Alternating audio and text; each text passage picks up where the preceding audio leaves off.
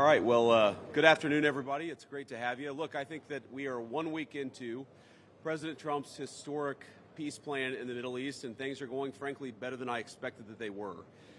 This is a very, very tough situation. You have two peoples, two enemies who fought a very tough conflict against each other. You have a terrorist organization on one hand that murdered a lot of innocent people. You've got an Israeli army that was defending itself on the other, that has learned a lot over the past couple of years. And then, of course, you have an innocent civilian population in Gaza that's caught in the middle. But we're here at the Civilian Military Cooperation Center, which we are announcing the opening of. You have Israelis and Americans working hand in hand to try to begin the plan to rebuild Gaza, to implement a long-term peace, and to actually ensure that you have security forces on the ground in Gaza, not composed of Americans, who can keep the peace over the long term. So we've got a lot of work left to do. This is going to take a very, very long time, but I think Steve Witkoff, Jared Kushner, and Admiral Cooper behind me have done an incredible job. I want to say just a couple of quick things, and then I want to turn it over to Steve Witkoff. Number one, the Israeli government has been remarkably helpful in this. I want to thank them, thank our Israeli partners, and all the folks particularly who are working hand in hand with their American friends here at the CMCC. And number two, I want to say that there is this weird attitude I've sensed in the American media and the Western media where there's almost this desire to root for failure, that every time something bad happens, that every time that there's an act of violence, there's this inclination to say, oh, this is the end of the ceasefire, this is the end of the peace plan. It's not the end. It is, in fact, exactly how this is going to have to happen when you have people who hate each other, who have been fighting against each other for a very long time. We are doing very well. We are in a very good place. We're going to have to keep working on it, but I think we have the team to do exactly that. So with all thanks to our partners, both in Israel but all across the Gulf Arab states, Indonesia, the Turks, we are doing an amazing thing here, and I'm particularly proud of the American troops working at the command center who are coordinating this effort and making it possible. So with that, I want to thank Ambassador Steve Witkoff and turn it over to him to say a few things, and after everybody's said a few words, we'll take some questions. Thank you, guys. Steve? Well, thank you very much, Mr. Vice President. We're really proud of what's happened here. It's an amazing effort. It's a great coordination between our partners. We have a great team. Signing this deal up was a challenge in and of itself, but the implementation, that's where it really is going to be the most important. And I think we are exceeding where we thought we would be at this time. I think the Vice President has come out here. He sees that. The Secretary of State will be out here. I can't tell you what a privilege it is to work with the team that we have, with Jared, who's extraordinary, the President, of course, and the Vice President, and Admiral Cooper. I would also say this. We're learning so much here. This CMCC that we're setting up now, this is going to be used in other conflicts as we figure out all the intricacies of how to modulate a peace deal, go from war to peace. Lastly, in closing, I want to speak about the morning that me and Jared had. We met with 10 hostages and their families, and it was really an emotional moment. And I felt blessed to be in that room. Lots of tears, lots of people really, really grateful to President Trump for getting their children home, and you, of course, Mr. Vice President. And I want to observe that I didn't see any victims in that room. I saw strong people who have come out under very difficult circumstances. Their families are reunited, and they are so grateful. And it was just my privilege as an American to be there. Thank you. Great, thank you. Jared? Thank you. Thank you, Mr. Vice President. Thank you, Steve. First of all, we really appreciate your visit here. It's given a great boost of energy to everyone here, and your support through this whole effort has been really tremendous. What you see here today is really the opening of the CMCC. This has been something that's been envisioned by CENTCOM. Admiral Cooper will speak about that in a bit. But we always knew that the deal that we were working on would kind of have two phases to it. The first phase was obviously getting the live hostages out. We're currently making progress on the hostages, the bodies that are still there. I think almost half are out now, and we had very good meetings with the Israelis. I know the Vice President's here to put a lot of effort into that today to hopefully make sure we can complete that mission in phase two. At the same time, the humanitarian aid, there's actually been surprisingly strong coordination between the United Nations and Israel, which is something that we've been able to help synthesize, get each other to air their concerns and to find out how we can do it better so that the aid reaches the people in Gaza and doesn't go into the wrong hands there. Finally, I'll say that there has already been a lot of efforts over the last years by really concerned people to think about what happens next in Gaza. And there's a lot of great things happening here. More will be released in the coming days. But the most important thing here is to figure out how you really get a good deconfliction coordination center. This really has been a startup. There's been a lot that's been done. It's amazing to think it's only been a week, but I actually, with the pace of work and the commitment of everybody, I think in a week from now you'll see even more progress. I want to echo what the Vice President said about how a lot of people are getting a little hysterical about different incursions one way or the other, but what we are seeing is that things are going in accordance. Both sides are transitioning from 2 years of very intense warfare to now a peacetime posture, and really thanks to Admiral Cooper, CENTCOM, and the CMCC to try to build that deconfliction mechanism in order to make sure that we can get to a proper de-escalation. We have some flags that we put up here. This is not fully representative of the countries that are here. It's happening very rapidly. The people are agreeing to come on board, agreeing to help. People really want to be a part of this, and it's just happening very, very quickly. So we'll try to continue to give the updates as it progresses. But really just thank you to the entire team here who's made all this possible. It's been a lot of sleepless nights, around the clock effort, and it's really been great coordination because everyone believes that it is possible to create something better in Gaza, and we have to believe it, we have to work hard for it, and if we all work hard to do that, then I do believe a great outcome is possible. Well, Mr. Vice President, thank you for joining us here today at the CMCC.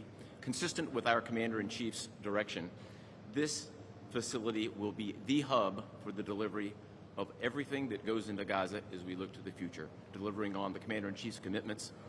200 of America's sons and daughters who wear the cloth of the nation have stepped up and are serving here. I just couldn't be prouder, and I know that you are as well. Thank you so much. Great. Thanks, Admiral. And gentlemen, we'll take a few questions now. Sir. I wanted to ask about the Turkish role. It's very concerning for Israelis. Turkey obviously has been a supporter of Hamas. What role will they have, and will they have troops that will be on the ground here or in the Gaza Strip? Thank you. Well, I think, first of all, what troops are on the ground in Israel is going to be a question the Israelis have to agree to, and I'm sure that Prime Minister Netanyahu will have opinions about that, but we think everybody has a role to play here. Some of that's going to be financial, some of that's going to be in reconstruction, some of that's just in communication with the various parties to ensure that this deconfliction process actually works and is implemented. We're not going to force anything on our Israeli friends when it comes to foreign troops on their soil, but we do think that there's a constructive role for the Turks to play, and frankly, they've already played a very constructive role. We're very grateful for that. And you asked, they've supported Hamas in the past. No one who is a party to this conflict can look in the past and not point at something that they don't like or that they disagree with. Everybody who's been involved in this conflict can point at one other person. One of these flags can point at another flag and say, we hate that person for various reasons. The way that we're going to get to peace is to focus on the future, which is what the President of the United States has asked us to do. And we think everybody here is very willing to do that and is very eager to engage in that effort. Ma'am. The ceasefire deal took months to negotiate. What do you think the likelihood is that it will last long term? If you had to put a number on it, a percentage. Well, Jared's the investor here. I'm not going to give you a percentage, but look, what we've seen the past week gives me great optimism the ceasefire is going to hold. And if we get from where we were a week ago to a long-term, durable peace between Israel and Gaza, there are going to be hills and valleys. There are going to be moments where it looks like things aren't going particularly well. But given that, and given the history of conflict, I think that everybody should be proud of where we are today. It's going to require constant effort. It's going to require constant monitoring and supervision. That's part of the reason that Admiral Cooper and his team is here, is to mediate these disputes, to mediate these disagreements as they come up. But look, right now, I feel very optimistic. Can I say with 100% certainty that it's going to work? No. But you don't do difficult things by only doing what's 100% certain. You do difficult things by trying, and that's what the President of the United States has asked us to do. Sir. Mr. Vice President, Suleiman Masoud from Cannes. First of all, thank you for brokering the ceasefire deal. Two questions for you. Hamas was supposed to bring back all the hostages within 72 hours. There are still deceased hostages that are still in Gaza. Will you put a deadline for Hamas to bring back all these hostages? And second thing, President Trump tweeted about this today, Hamas killing their own people in Gaza, Palestinians who worked for Israel. What is your warning to Hamas about that? Yeah, so Steve, I'm going to ask you to follow up here, but let me say just a couple of words about the deceased hostages. I mean, one of the stations that I met with, one of the groups that's working on this that I met with earlier, they actually have a photo of the 15 deceased hostages who are still in Gaza. It is a focus of everybody here to get those bodies back home to their families so that they can have a proper burial. Now, that said, this is difficult. This is not going to happen overnight. Some of these hostages are buried under thousands of pounds of rubble. Some of the hostages, nobody even knows where they are. That doesn't mean we shouldn't work to get them, and that doesn't mean we don't have confidence that we will. It's just a reason to counsel in favor of a little bit of patience. This is going to take a little bit of time.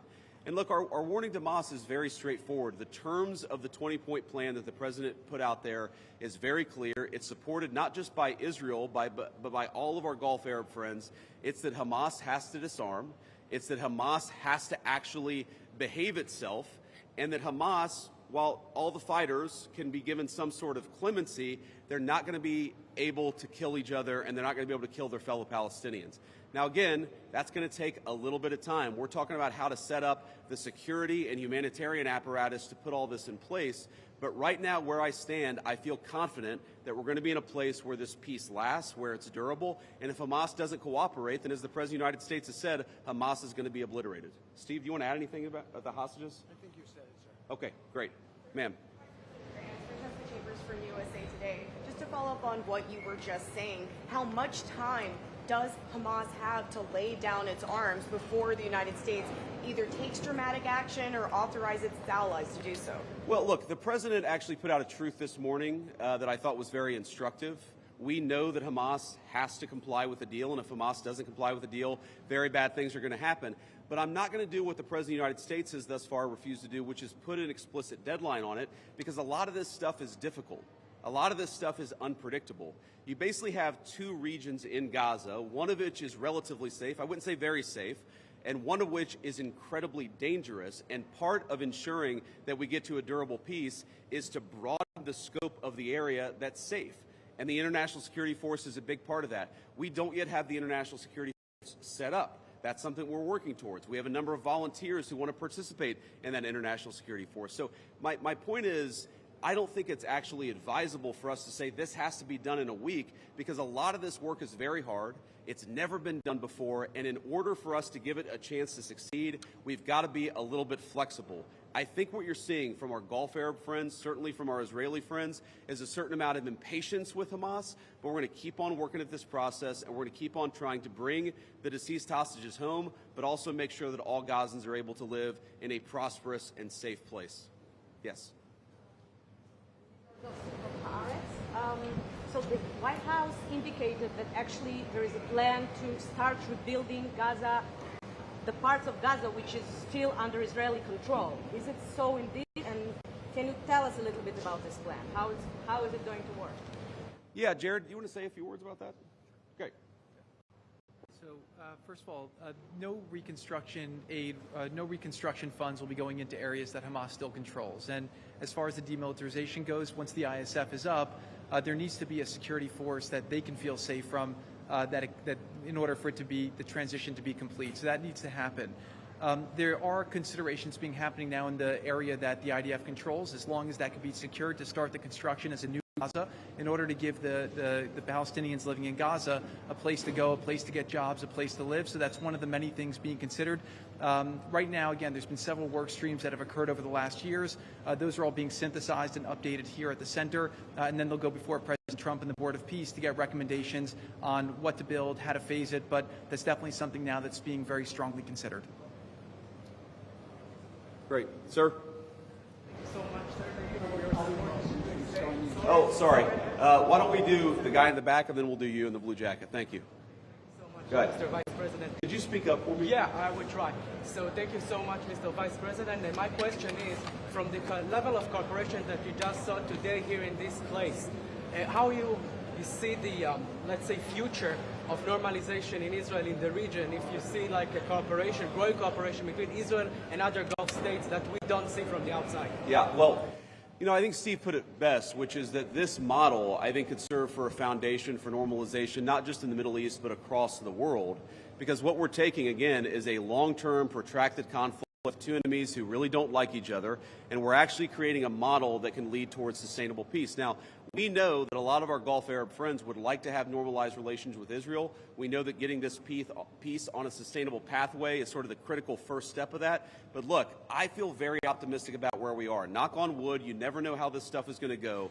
But given what I've seen, given the incredible talent and effort that's going in to the reconstruction of Gaza, to the long-term security of the Gazans in that territory, I feel very good about where we are. And again, if we get this right, I really do think it's going to be a domino that leads to a lot of further peace all across the region. Sir. Vice President Vance, if I may ask, firstly, a quick one is, did you come here because you thought Israel massively overreacted to the killing of its two soldiers? And secondly, following the reaction to this plan, do you now believe it is feasible to have a governance structure for Gaza that does not include strong Palestinian voices? Well, so on the first question, no. My visit had nothing to do with events of the past 48 hours. We had actually tried to plan this visit, frankly, months ago, and now we thought this would be a good time to do it. It ended up working out. As you know, sometimes calendars are difficult, especially when you're the Vice President of the United States. But I wanted to come. I wanted to check in on things. I wanted to, talk to the troops who are working very hard to coordinate this massive relief effort. And I wanted to just see how things were going and put some eyes on it so I could call the President of the United States and actually, it's one thing to read about it. It's one thing to talk with Jared and Steve on the phone about what's going on the ground. It's another thing to actually shake somebody's hand, to look them in the eye and to understand what are the challenges, what are the things they need from me. I mean, I heard from relatively junior troops very simple things that would make their lives easier that I'm going to take back to Washington and hopefully help them with. That's why you do a visit like this, not because of anything that's happening on the ground. On your question about what is the ultimate, authority in Gaza look like, I don't know the answer to that question. And I think what's so cool, what's so amazing about what these guys have done is that we're creating a governance structure that is very flexible to what happens on the ground in the future.